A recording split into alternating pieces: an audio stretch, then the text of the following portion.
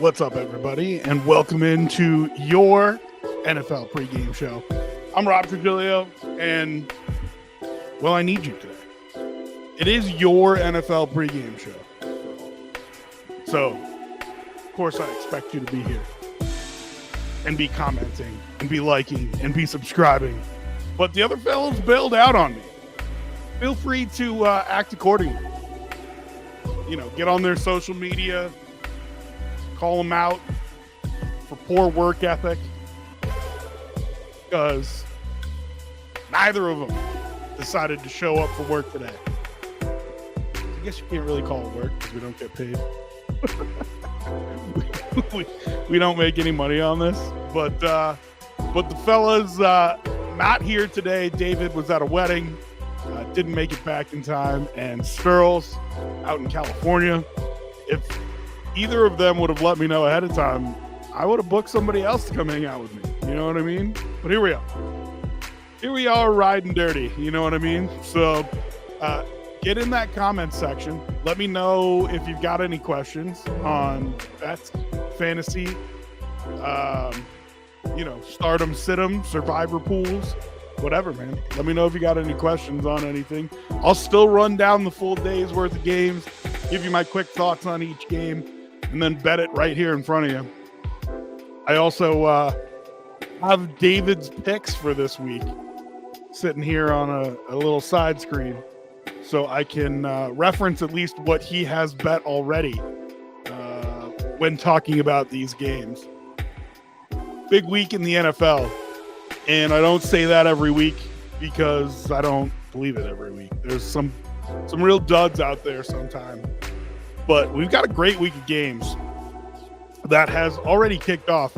Broncos dismantled the Saints on Thursday night, of course, but already kicked off today as well. Patriots up 7-0 in London on the Jaguars.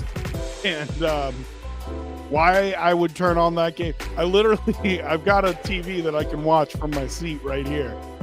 And I literally thought about turning on the game, and I'm like, you know what? I'm just gonna leave on the pregame show.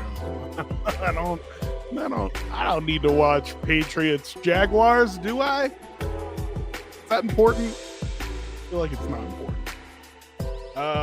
But like I said, so get in with your comments and such. If you're watching that Patriots Jags game, feel free to drop me a note on what's going on. I just figured the pregame show would probably be more entertaining, if I'm being totally honest.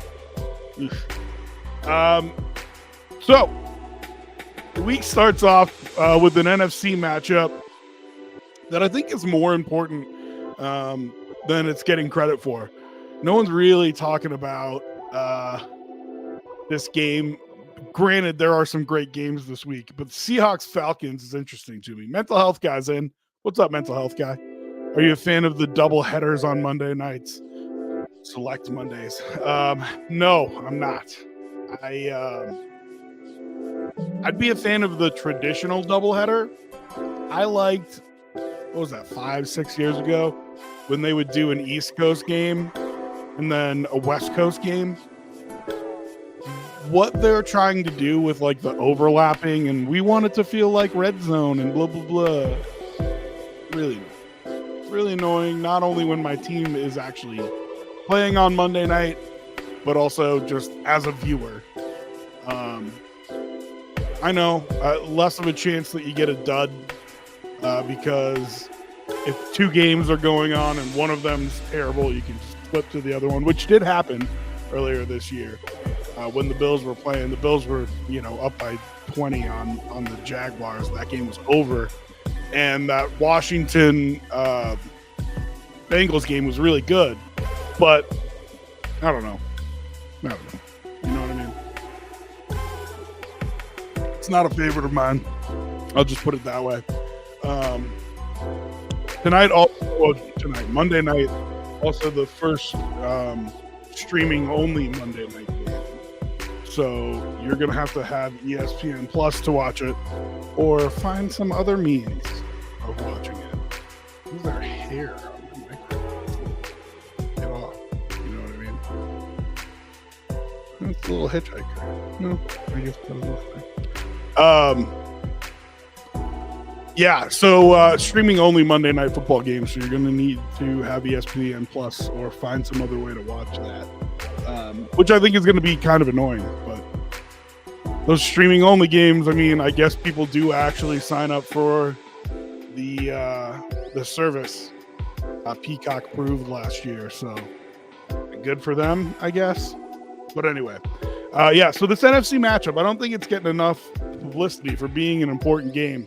Seahawks and Falcons, two teams that I expect to be in the playoff race, but I don't necessarily think are going to win their divisions. I thought the Falcons were going to at the beginning of the year. They are 4-2, but I'm not so sure. I like the Bucks a lot, and they are 4-2 as well. It's going to be interesting coming down to the end of the season. But with a 3-3 Seahawks team, I think eventually the Niners get right and take that division, which means you could be looking at two wildcard teams here. Could be a game for playoff seeding or even just making the playoffs. This game could loom large here in 10 weeks or so. So Seahawks at Atlanta. First thing I'll say, everybody knows I'm going to say it, so I'll just say it. West going east, right? This game for those Seahawks players, going to feel like it starts at 10 o'clock in the morning. And there is data to prove over decades that it does affect the West Coast team. It just does. Now, do the Seahawks have a plan for that? Are they prepared? I don't know. I mean, every situation is different, but West going east, always tough. Seahawks getting 3 whole points, and they're trying not to move that line to 3 and a hook. They're trying to punish you for betting the full 3 points with a minus 115 vig. They're trying to get you on the Falcons -3. I like the Falcons -3 if I'm being totally honest. And so does David. So like I said, David, despite not being here, sent me his picks. I got it up on a screen here. I like the Falcons minus the 3 points. I think the Falcons are going to continue to get better. And the fact that they've gotten through this early part of the season, 4-2, 6 games in, I think they're going to start figuring some stuff out. Kirk Cousins is going to get back into game shape, slowly getting healthier, right? I think their weapons, they're going to start figuring out how to use them. I believe in Raheem Morris as a head coach. Their defense, I think, is going to slowly get better. Remember, they added those guys late.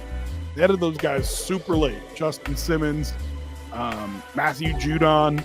So the more time they have on task, the more time they have together, I feel like that team's going to get better and better as the cohesion kind of plays a role. I think the Seahawks,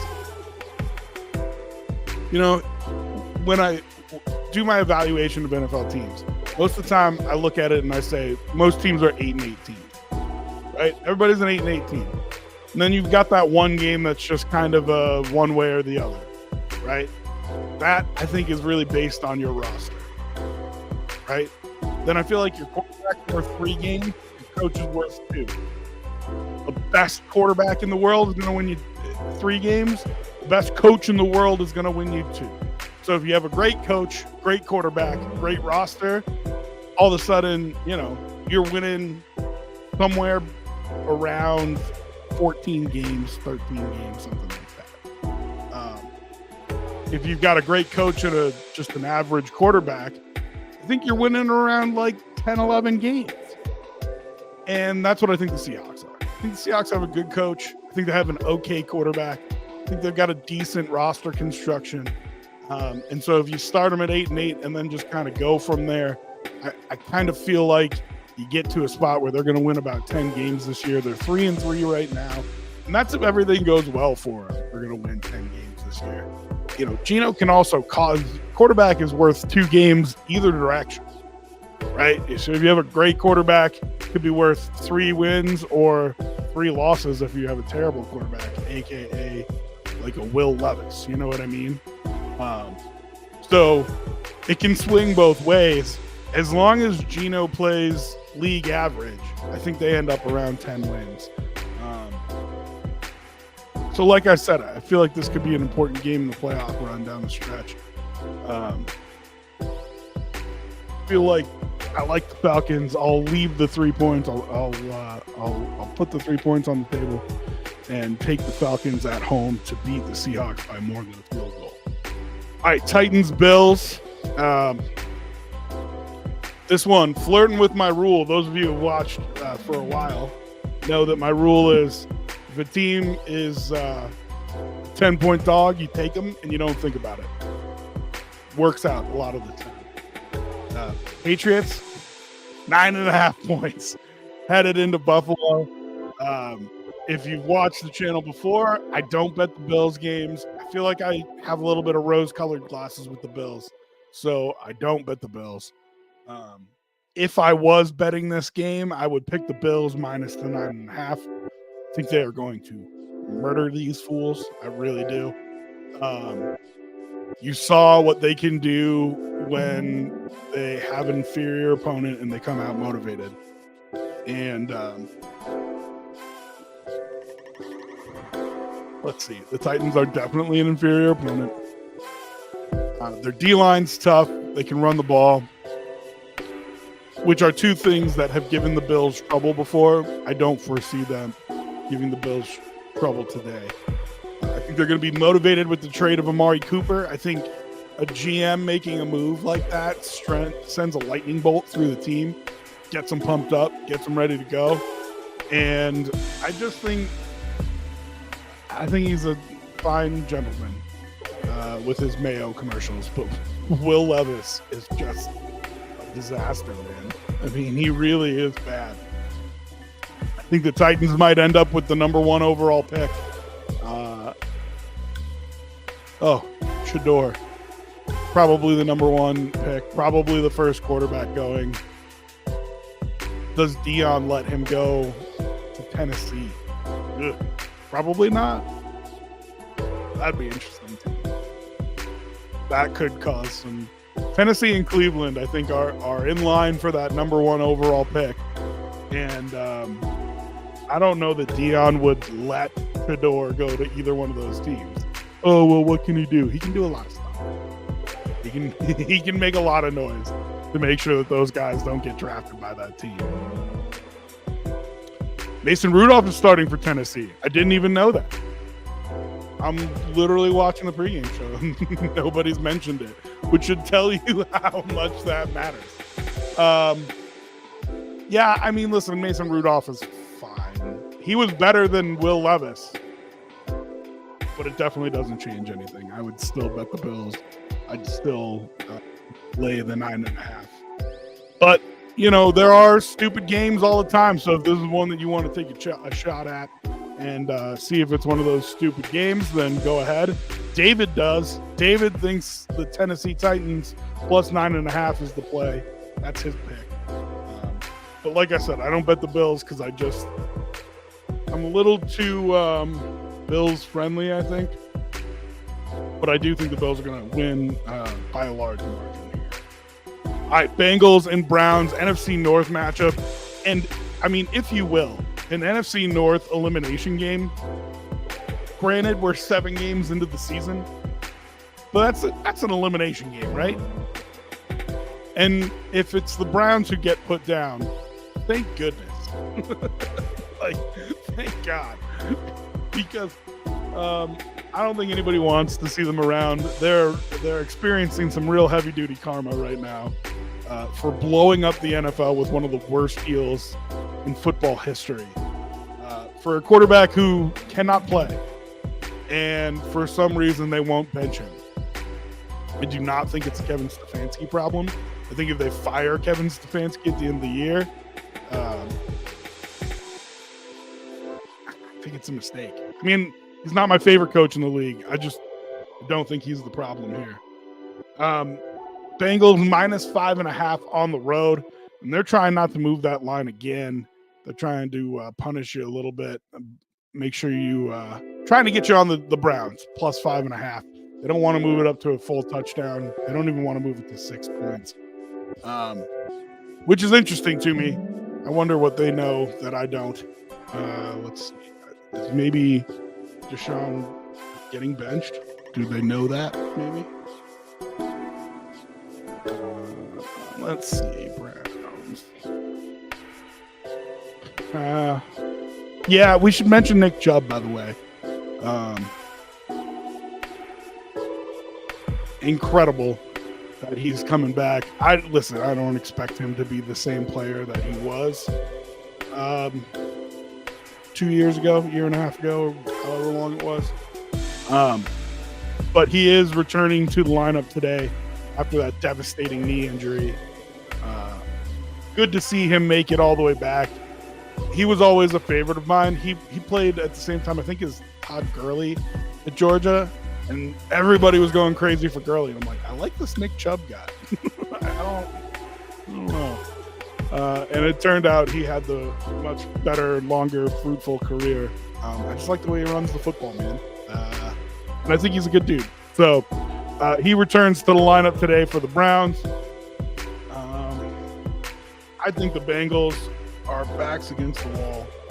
I don't think they're a great team, but I also don't think you need to be a great team to beat the Browns. So I'll take the Bengals. I'll lay the 5.5 points.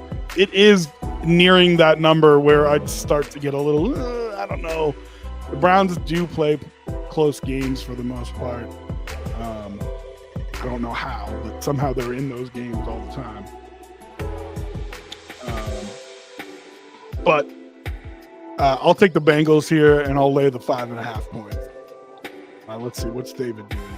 David, same thing, laying the 5.5 points, taking Cincinnati. Let's see, mental health guy. Off the current subject, but what do you do if you were the Saints GM? Just purge the current roster and start from scratch. The cap situation is horrendous. The cap situation has been horrendous for a decade. And the fact that they haven't really addressed it, I mean, ever since they had Drew Brees getting older, and I mean like when he was 36, you know what I mean? 34. They're like, oh, he's running out of time. Let's burn up our cap and we'll fix it later. And it's part of the reason Sean Payton left. You know what I mean? It was just a disaster. Why you have guys like Cam Jordan and Tyrann Mathieu and even Demario Davis on that team, I don't know. They tried to reset it with David Carr. They tried to reset it with Derek Carr, and I feel like that was the best they could have done at the time. But I think the jig is up. Right? If I'm the Saints GM, you know, we're fixing this cap thing. We're gonna have a year of pain, and yeah, just I mean, I'm going all the way to the bottom. Probably 2 years because you're gonna have to eat a bunch of dead cap. I'm seeing if I can trade Cam Jordan, even though, you know, he's one of those like sons of the city. I don't know that they would trade him. Demario Davis, Tyrann Mathieu. I'm probably holding on to Shaheed, even though he's hurt now. So you're definitely holding on to him. Definitely holding on to Olave. I think those are guys where I think to myself, these are probably the foundation for a new quarterback, a new regime coming in, and, you know, try to trade Derek Carr. Probably what I do. I mean, you can hold on to Carr and still sink and go to the bottom and see if you can get a draft where you can take a quarterback there. But yeah, that's probably my move if I'm the Saints GM. I'm blowing it up, and I'm fixing that cap situation finally. You know what I mean? All right. What's next on? Oh, great game is next. Houston Texans at the Green Bay Packers, 5-1 versus 4-2. Jordan Love looking like he's getting back to being himself a little bit after that week 1 injury. The Texans rolling on all cylinders. I think they're probably the hottest team in the league right now. I don't think they're actually the best team in the league. And yes, that includes the Vikings. I think the Vikings, before their bye week, I don't know. I think the Texans are playing the best football in the league right now. we'll see how long that lasts for. It's different when you're the hunter and you're the hunted.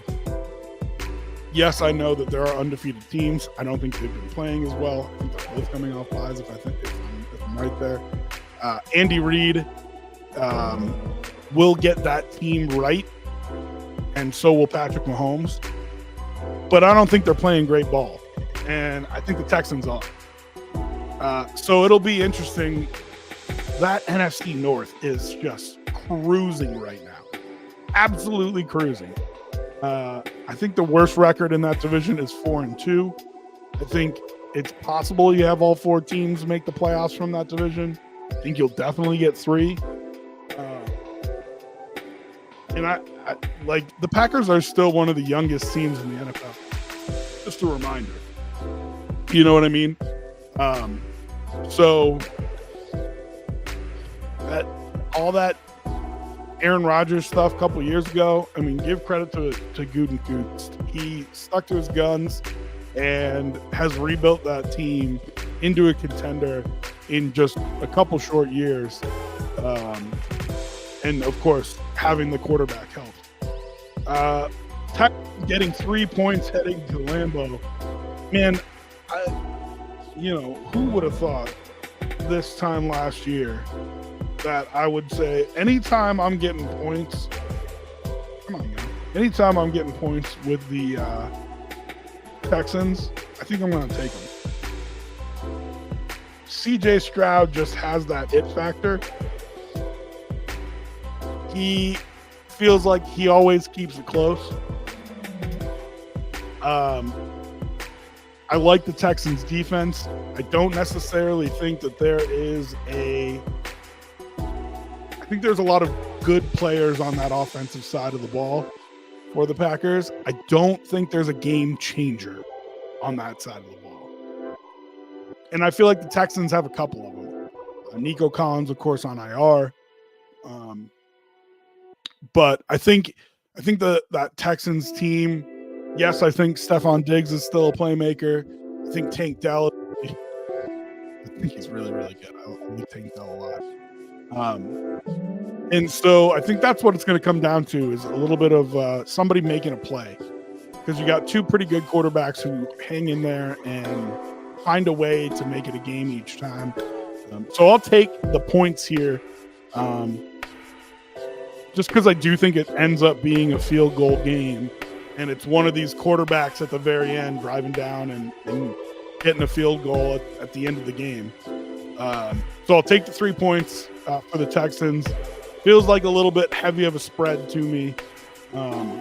Maybe that's the Packer effect. Maybe that's the Texan effect where people still don't think of Houston as a powerhouse. But I think they might be the best team in football right now.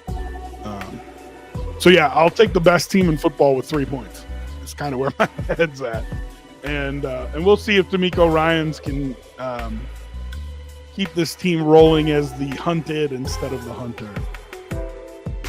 Dolphins and Colts. Miami got news over their bye week that they expect to have Tua back next week.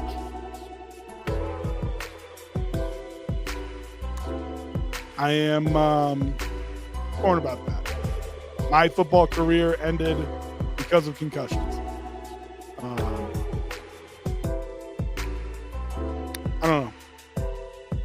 If doctors say it's okay for him to play, who am I to tell him not to play? You got to understand, it's a lifelong dream. And I would have given a whole lot of stuff to play in the NFL, right? Including years off the end of my life. I would have done it. So who am I to say, Tua should retire? A decision for him and his family. But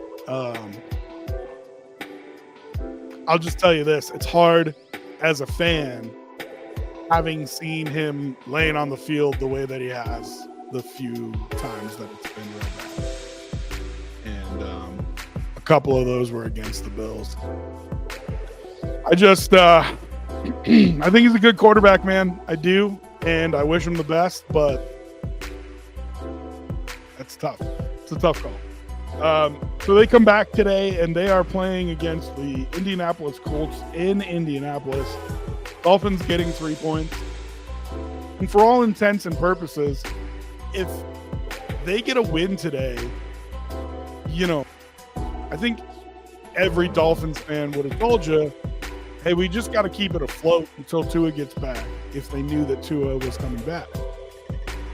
You get a win today against the okay Colts team. You're 3-3, Tua comes back. I mean, you're live. You're live, right? Especially if the Bills happen to drop a game they shouldn't lose against the Titans. But even if we're not talking about for the division, even if we're just talking about a wild card, you're 500. Breathe life into that Dolphins fan base. Tua coming back absolutely will do that. So that news coming out before the game starts, I think is huge. I think it affects the team and affects the mojo a little bit that they can have. I still think they have a talented roster. Always felt like they had a talented roster. And I think those guys are going to go out there and say, man, like, hey, if we can just get one here, it's going to be, I think, motivating for them. No doubt that Tua could come back and that they could still be in the race. So I'm going to take the Dolphins, who are getting 3 points on the road. I, again, think this is another close one. Most of the games in the NFL are. So if you're giving me a full field goal here, it just feels like too much. I'm taking the Dolphins with a little Tua bump added onto it. Let's see. David is on the Colts at home -3. I don't think I told you his pick for Green Bay and Houston. He is on Green Bay -3, so he's on 2 home favorites there. He's got Green Bay -3 versus Houston and Indy -3 versus Miami. I think that's still a talented roster. It's been interesting listening to Mike McDaniel. He sounds a little dejected. You wonder if that news this week of Tua coming back sends a jolt through that organization and wakes that team up a little bit.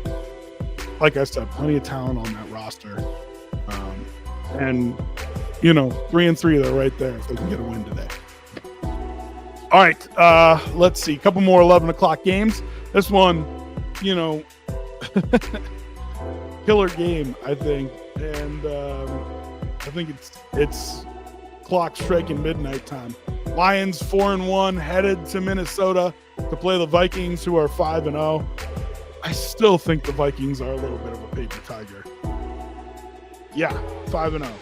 And I think they're a paper tiger. But I'll take the Lions. And you know what? I'm even going to eschew I'm just going to take the Lions straight, money line. I think the Lions win this game. I think they're an absolute dynamo. Yes, I think that Aiden Hutchinson going out is brutal for them. And I think it hurts their chances to win a Super Bowl. And I don't normally say that about guys who aren't quarterbacks. But I think Aiden Hutchinson is one of those few that it does matter that he's out. That being said, I think the Vikings are a little bit of a paper tiger. I've said it a bunch of times. So they went in. They were on the bye. They're coming back, and I don't know. We'll see, I guess. There's always that team that gets off to a real hot start, and then by the time you hit Thanksgiving, you're like, ooh, what happened to so-and-so? Well, I think the so-and-so is going to be the Vikings this year. I think we're going to hit Thanksgiving and we're going to look back and say, like, oh, Vikings clinging to a wild card spot. Excellent. Good for you. So we'll see. Maybe they prove me wrong. I think their roster is good, not great. I think their quarterback turns into a pumpkin. I think their defense is good. Sure, they have an all-world wide receiver. That's really all I have to say about the Vikings.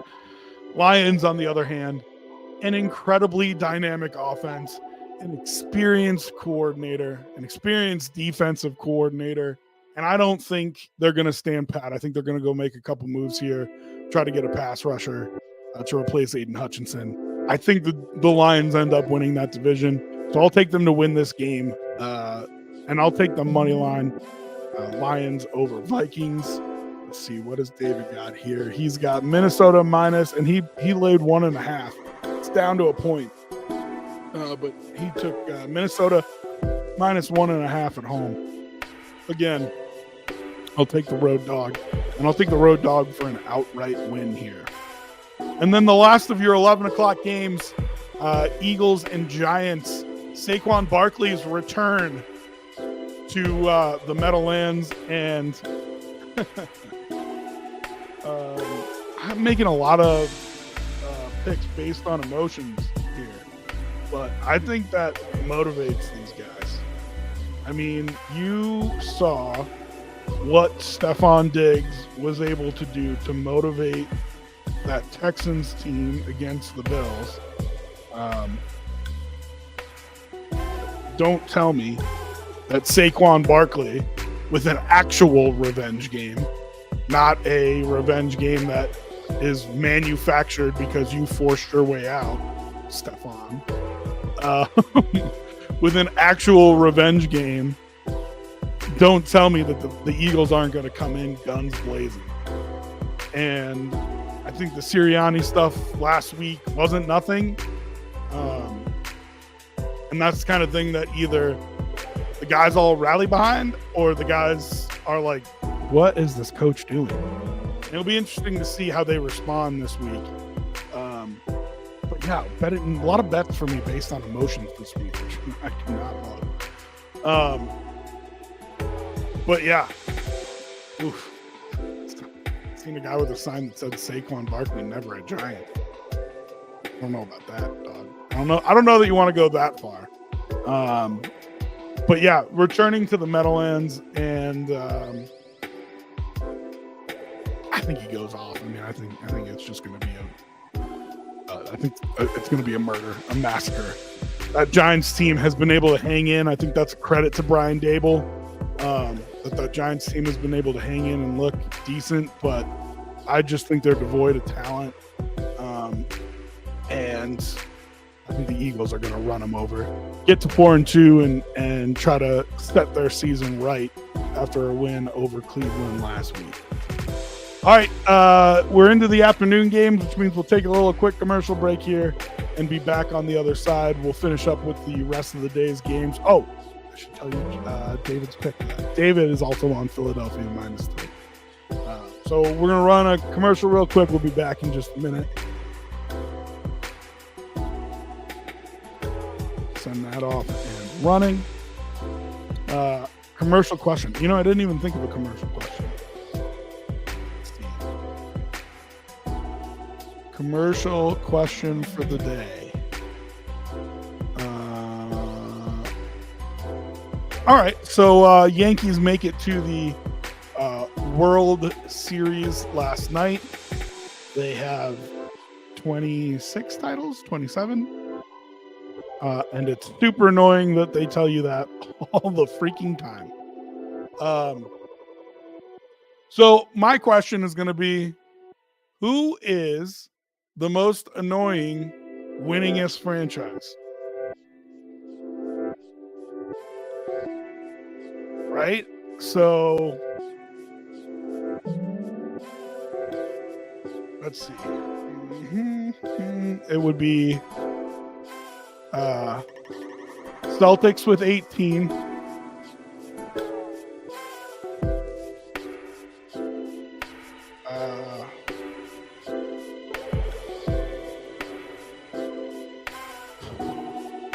I guess Steelers and let me look this. Let me make sure. I think the Steelers and Patriots are tied with 6. So it would be, your choices would be Boston Celtics, New England Patriots, Pittsburgh Steelers, New York Yankees. What sport am I forgetting? Hockey.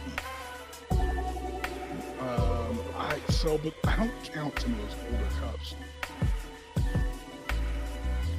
And there were 6 teams. You know what I mean?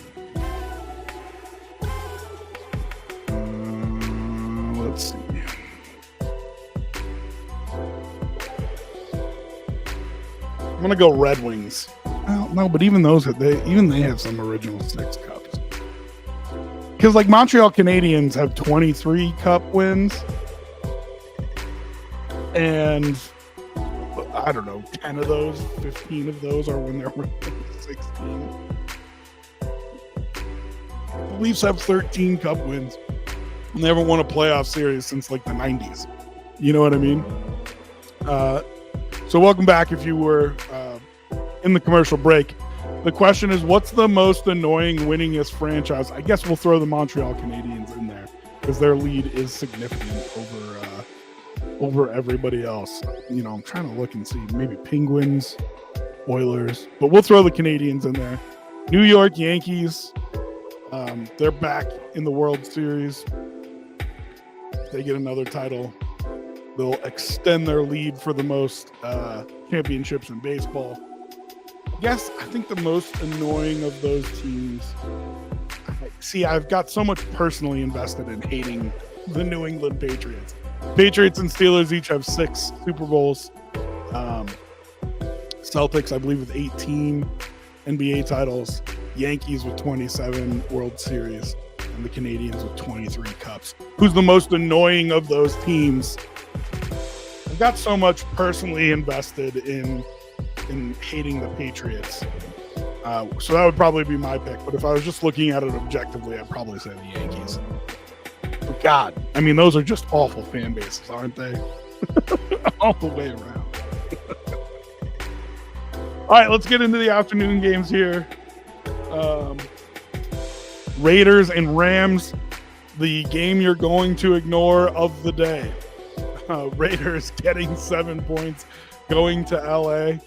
This is so weird. I just have to say, this is really strange to me. These two teams often play road games in their own building. The Raiders can't get anybody to show up and support them in LA. Did you see that Steelers-Raiders game? I mean, good Lord. And they're going to go to LA and play a home game, I bet. I bet it's going to be a mostly Raider crowd. It's just crazy to me. It's really stupid. So the Raiders getting 7 points against the Rams. Full touchdown, essentially at home. They're the Raiders. Man, this one's tough for me.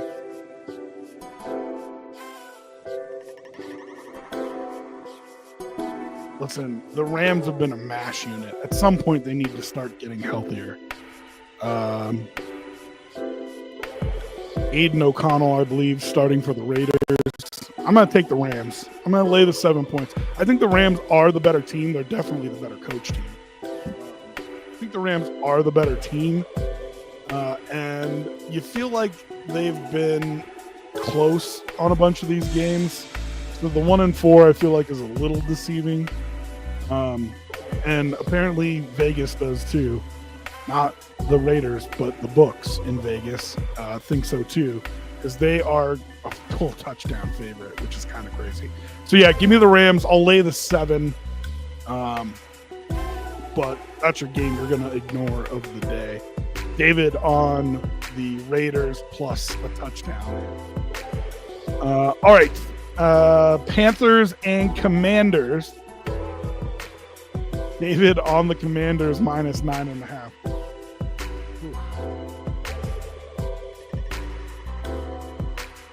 We are just figuring out if the Commanders are good. And I do think they're good. Don't let this reflect otherwise. But awful loss last week to a good team. But awful loss last week with a young quarterback and a young team. This is one of those games. 9.5 is too much. Beating the teams you're supposed to beat in the NFL is hard to do. It really is tough. And I just feel like this is one of those games. This is one of those gotcha games. Now, I'm not saying that they lose. 9.5 is too much. Panthers are going to scare the daylights out of them. And Commanders, I think, maybe win by a field goal, pull kind of thing. But yeah, I think this one is upset alert. So I'll take the Panthers plus 9.5. Put a scare through the Commanders here. And like I said, I'm spoiled with the Bills. Don't get me wrong, they have their stupid games, but lots of times when they are supposed to handle business, they handle business. Commanders are a young, good team, and I don't know that they're there yet. And then your game of the day, Chiefs and Niners. I don't even know if it's your game of the day. I mean, TV put it in this primetime window, but Vikings, Lions, Texans, Packers, both maybe better games. Chiefs and 49ers is your 225 game, your 425 game if you're on the East Coast. And Chiefs getting 1.5 as they head to San Jose to play the Niners.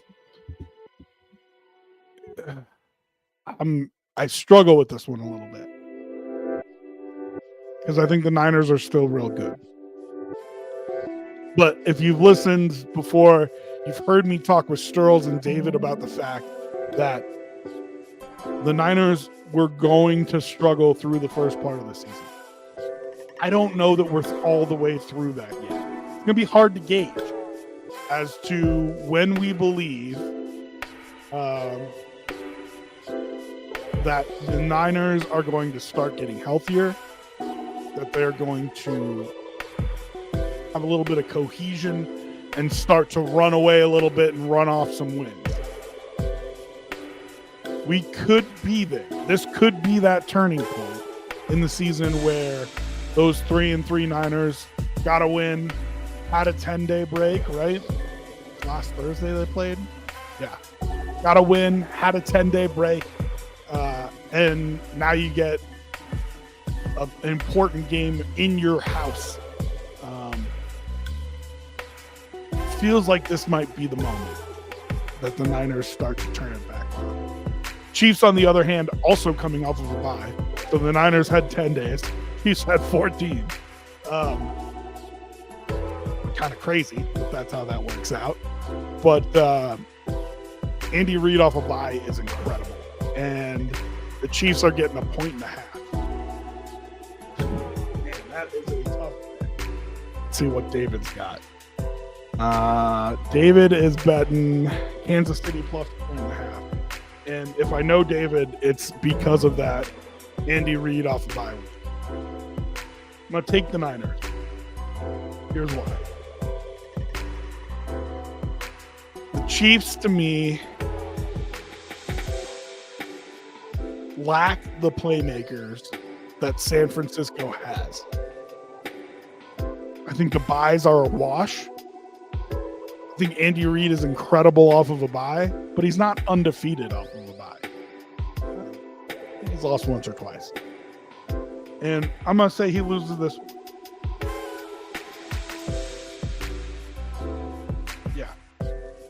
Yeah. I'm gonna bet San Francisco here. 10 days off. And I just think that star power is going to start to shine through. I think Nick Bosa is going to eat today. I think that defense, I think as it gets healthier, is going to get better. That offense. Listen, we talked a lot about Trent Williams and how he could roll out of bed and play the best NFL left tackle, be the best NFL left tackle. But I think same thing that I've mentioned with a couple of guys. Now, a month and a half into the season, 10 days off to give his body a break. I think you start seeing the best from him. I think you start seeing the best from guys like Kittle, Ayuk, who missed camp, right? And I think now you're going to see same thing. 6 weeks in, didn't have camp to get ready. Now he's been playing for 6 weeks. You give his body a 10-day break. I think they're gonna start rolling. Debo always beat up. I think he's missed a couple games this year. Yeah, give me the Niners. Give me the Niners. I'll lay the 1.5 and fly right in the face of David, who is picking the Chiefs. And I do think the Chiefs just have a talent problem. I really do. I mean, they're leaning on Kareem Hunt on offense to move the ball. And I get it. Tom Brady did it for years with nobody. Patrick Mahomes is a wizard. Ton of credit to him. But Xavier Worthy, I don't know. I just don't think I don't think they have enough talent. And the Niners, with all those superstars, I think the talent shines through there. So I'll take the Niners minus 1.5. All right, and then your Sunday night football game, battle of the train wrecks, and not in a sense of record or anything like that, but the 2-4 Jets versus the 4-2 Steelers. Okay, Jets fired their coach, changed their play caller, lost on Monday Night Football, traded for Devontae Adams, and Hassan Reddick apparently reporting this week for a D-line that needs his help, right? Needs any kind of help they can get. Steelers benching a 4-2 quarterback who, everybody's like, well, he could have played better. He could have, but played, pretty well. Not great, but pretty well. For a guy, Russell Wilson, who I haven't said that about in 2 years. Think about that. It's just madness. Now, Tomlin apparently addressed the team. Apparently he said to them, we want to get a look at Russell Wilson with this offense playing quarterback before we get too late in the season. And that, I believe, at least is a reasonable explanation for why you start Russell Wilson here. Because you don't want to do this experiment in week 10 or 12. Okay. All right, I get that. Right? But I might have just stayed with Justin Fields. I don't know that I need to see the experiment unless I have to, right? Unless Justin Fields plays like crap or gets hurt. I don't know that I need to see Russell Wilson with this offense. If he feels like he does, then okay. Yeah, you're right. You should do it earlier in the season rather than later. Because if you do it earlier in the season, you can get your quarterback into a groove through those last 8 games of the season. Make sure everybody's pulling in the same direction as you start looking towards the playoffs. So that at least makes a little bit of sense to me. But Russell Wilson with the start tonight. Oof. Man, I'll tell you this. If it was Justin Fields starting, I don't know that the Jets would be favored. I really don't. But here we go. I'm about to bet on Russell Wilson. Oh, God, it's just making me sick. It's turning my stomach. This game. I cannot with this game. All right, so Jets minus 2.5. David is on the Steelers. He bet the Steelers plus only 1.5. It is now up to plus 2.5 because Russell Wilson is starting. But I'll take the home dog here. I'll take the Steelers and the 2.5 points. I think the Jets are going to win some games and figure it out. I think this may be one of them. The reason I am betting the Steelers plus 2.5 is because I believe the Steelers will take the lead at some point, and I'm going to bet the Jets right after that. I'm going to middle the hell out of this game on Sunday Night Football. So with that Steeler defense, I think it's close enough that I'll take the 2.5 points simply for betting purposes. I'm going to bet the Steelers plus 2.5 points, and then at some point during the Sunday Night Football game, I'm going to bet the Jets plus 4.5 or something like that. Build myself a little bit of a middle.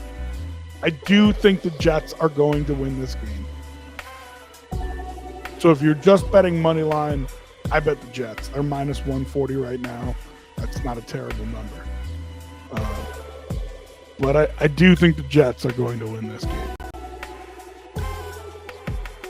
Matchup wise, especially if you got Devontae Adams in there at wide receiver, I think their weapons are much better than the backfield, the defensive backfield for the Steelers.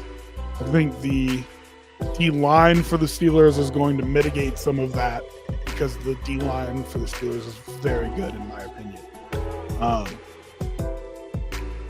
The D-line for the Jets has been struggling, but so has the offensive line for the Steelers. Their weapons have been struggling, but you wonder if somebody like Pickens plays a little bit more inspired, thinking that maybe he's going to get the ball from Russell Wilson where he wasn't getting it from Justin Fields. Speculation. So I'm going to say the Jets win this game. I think it's going to be close. I'll take the 2.5 to start with, and I'll definitely bet that game in the middle of it. And then as mental health guy mentioned, he did drop another comment in here. Let's see. Does Pickens benefit from this change? It's going to be interesting. Russell Wilson does like to get his guys the ball. So it's when I was watching him here in Denver in training camp, when he found a guy that was his guy, he goes to him a lot.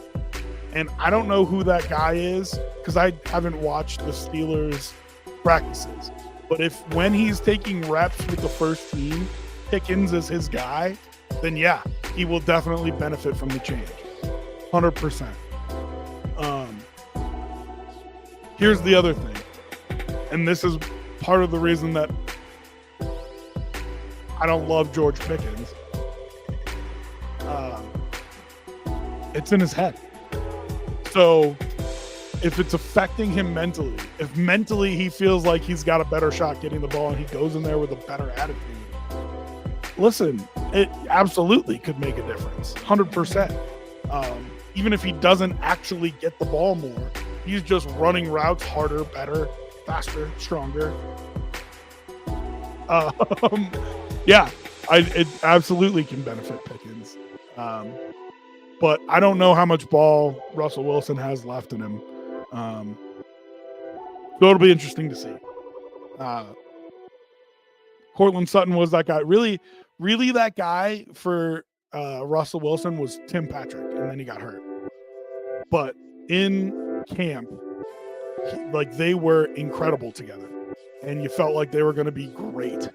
But then it switched to Cortland Sutton a little bit. And you saw that with the Broncos. There were a couple times where Wilson just threw it up and Cortland Sutton went and got it and made some incredible catches. If Pickens is that guy for him, then yeah, absolutely benefit him. And then as you mentioned, mental health guy, Ravens, Bucks, Chargers, Cardinals, a Monday night doubleheader. Once again, these games only 45 minutes apart in start time. Make it a traditional doubleheader. Let the East Coast have a game that starts at 7 o'clock. I wonder what your numbers would be if you had a Monday Night Football game that started at 7 o'clock. Everybody on the East Coast tells me how much they love those early primetime games. And that's where the majority of your population is. So I feel like you'd have huge numbers. Ravens minus 3.5 headed down to Tampa Bay to face the Bucks. Interesting that that game is in Tampa Bay with everything that's happened down there and a couple hurricanes. Thoughts, of course, with everybody down there. You wonder how ready the stadium is going to be for something like that. But must be in good shape if they're going to play the game down there. Ravens minus 3.5, Bucks plus 3.5 here. This one's tough for me. I want that 3.5 bad. I want that 3.5 bad. And I feel like I'm going to regret it. Do I let myself do it? See, this is one I'd like to talk out with the fellas. You know what I mean? But neither of them decided to show up to work today. So You know what I mean? We're without Sterls, without David. Didn't care to tell me till the last minute, so I couldn't even book somebody else to be on. Love you guys too. All right, I'm gonna do it. I'm gonna take the Bucks home dog, 3.5 points. I do like home dogs a lot. It's a Monday night football game, which means everybody's gonna be a little turned up. I think Baker Mayfield in primetime thrives. I really do. I mean, he's just that kind of guy. When the pressure's on, when the lights are brightest, I think he plays his best. So I'm going to bet on, I hope he's playing. I know he's missed a couple games this year. I'm going to bet on Vita Vea. I'm going to bet on who's the old linebacker, the old middle linebacker. Is it White? Not White. Whatever. Doesn't matter. He's an old man, and he can't really cover anymore. But he can still stop the run, and he's still going to hit Derrick Henry in the mouth. So, yeah, I'm going to take the 3.5 points. I'm going to take the 3.5 points, and do I think the Buccaneers win? God, why do I think the Buccaneers win this game? I'm not overly impressed by the Ravens defense. I know a lot of people are. I think they're just a real solid unit. They've lost some of the dynamic play calling, I feel like. They purged coaches this last year. Not because they were getting rid of them, because they took opportunities elsewhere. The coordinator is now the head coach in Seattle. A couple of the position coaches are now coordinators other places. So yeah, I think the Ravens D is just solid, just really good, and that's still says a lot, especially in today's NFL. But I think Evans and Godwin present them problems. I think corner is not their strongest position. And like I said, God, just because I like Baker Mayfield that I'm doing this. I think Vita Vea can anchor that defense against the run, and make it tough on him. So yeah, I'm gonna take the Bucks, and this is gonna be. I like to go through and do like a 3-dog parlay where I pick 3 underdogs that I think can win. I think this will be on my 3-dog parlay. I think I like the Bucks plus 155 money line. But we'll see. That'll be interesting. That's your early game in the Monday Night Football doubleheader. Not really a doubleheader. In the Monday Night Football slate.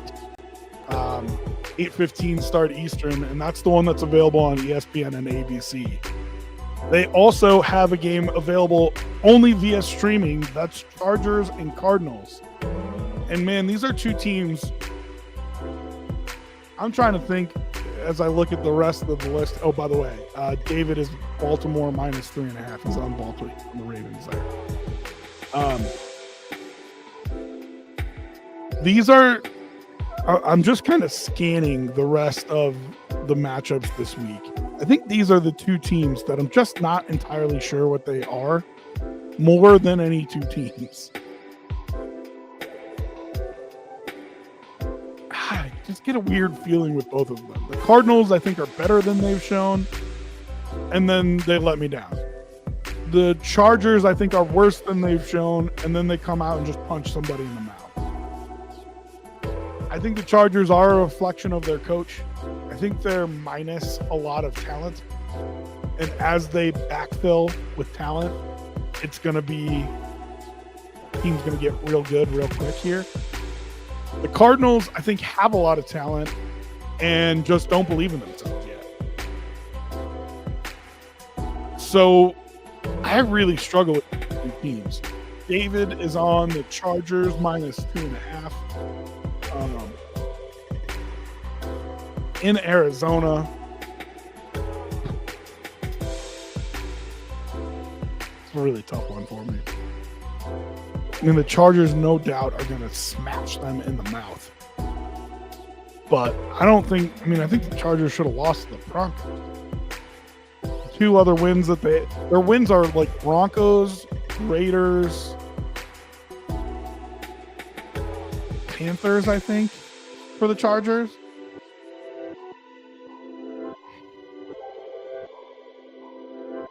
Ugh. Hate this game. Ugh. Terrible. Chargers, Cardinals. I'm going to take the points. I find when I hate games as much as this, that I should just default to taking the points. Cardinals getting 2 points at home. I'd love for that to be a full field goal, but I'll take the 2 points and just kind of see what happens. I do not like this game at all as far as betting goes. Probably like the Chargers to win, but the more I think about it, I just hate this game in terms of betting. But I think it'll be fun to watch. We'll see. Evenly matched teams, in my opinion. All right, and then before we get out of here, Jags up on the Patriots 22-10 halftime. Like I said, I like to do a 3-dog parlay. We don't normally talk about it on the show because we go so long that I don't want to keep everybody for a little bit longer. But we're through in just about an hour today, so I'll go through and I'll pick my 3-dog parlay on the show with you guys. So my rule for the 3-dog parlay, I normally put whatever odd money I have on it. So like right now I've got $2.41 off of like a rounded number. Not a lot of money, right? So I'm putting $2.50 on it. But the idea is that I'm going to go through and pick 3 underdogs that I think will win, can win. And I'll put the $2.50 on it, and it'll be a huge number. And if I get it, I win, $80 or something like that. So that's why I like doing it. All have to be plus money. All bet money line for the 3 dogs. So let's go through and see here.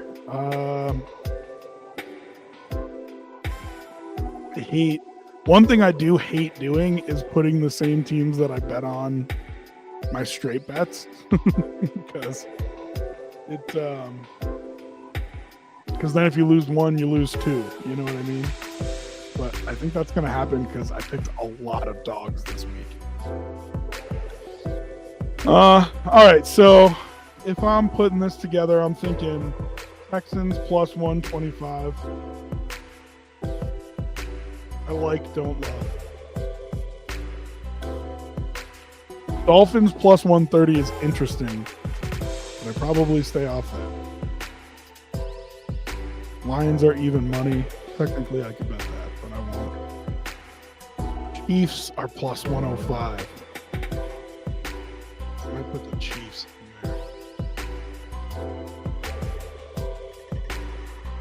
there. Steelers are plus 120. I don't hate that. I don't love it. I don't hate it. Plus 155. Tell me not to.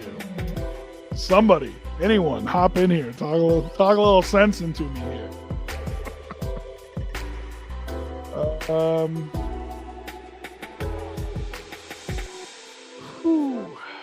All right, so if I do Texans, Chiefs, Bucks, that is plus 1,076, which means my $2 and what was it, 41 cents?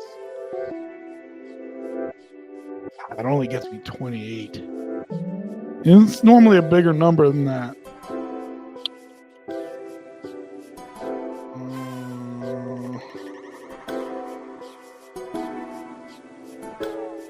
Let's see, I do have a little odds boost token here. Let's see what that does. Makes it 36. Chiefs are killing me there at plus 105. Steelers are plus 120. I could put that in instead. Let's see what that does. If you have any dogs that you like, feel free to give them to me. So Steelers makes it plus 1,500. And that gives me $40 on 2. I just don't want to bet on Russell Wilson. You know what I mean? I think those are the only ones I like, though. Lions are technically underdogs. I don't like the Browns. I don't like the Titans. Seahawks. I don't want to bet on the Seahawks. Yeah, I'm gonna take the Chiefs there. I'm gonna take the Chiefs. I'll take the win.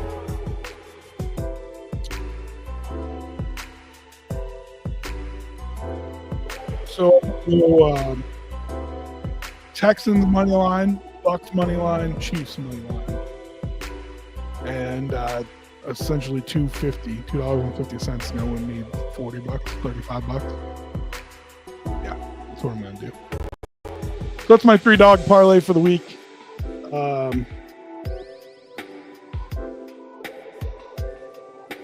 Yeah, I think that's it. Like I said, last minute questions, if you guys got them, feel free to send them in. Give us a like, a subscribe, a follow. I see a lot of you are watching from Sterl's Twitter. What's up? Go follow me on Twitter at RobTRadio. You know what I mean? Give your boy some love. If you're watching on YouTube, give us a like, subscribe. If you're watching on Twitch, follow. All that stuff. And I know people say it at the beginning of every video and it becomes a little bit background noise because people just kind of say it all the time. But it does help, man. It makes a difference. Like we're just dudes doing content creation. And it doesn't cost you anything to give us a like or a subscribe or a follow, and it helps us out a lot. So if you could do that, it would be greatly appreciated. And then feel free to hit us up on social media. You know what I mean? Tag us in whatever. Call us out for our picks. We love going back and forth with people on there. Girls and David and I even give it to each other a little bit. So feel free to follow us on social media and say what's up. We will do Broncos film breakdown with Coach on Tuesday around noon. We'll do a Bills podcast with Sterls Tuesday night. And then we will have various other times that we're on these channels. So come by and say what's up. Thank you, everybody, for watching. Appreciate everybody for being here for your NFL pregame show. And we'll see you next week. Make sure you come back right here. Start at 10 o'clock Eastern, 7 o'clock Pacific. That's 7 o'clock in the morning. And I just want it noted one more time that the guy who hates waking up that early is the one that showed up for work. So that's me. Love you guys. We'll see you next week.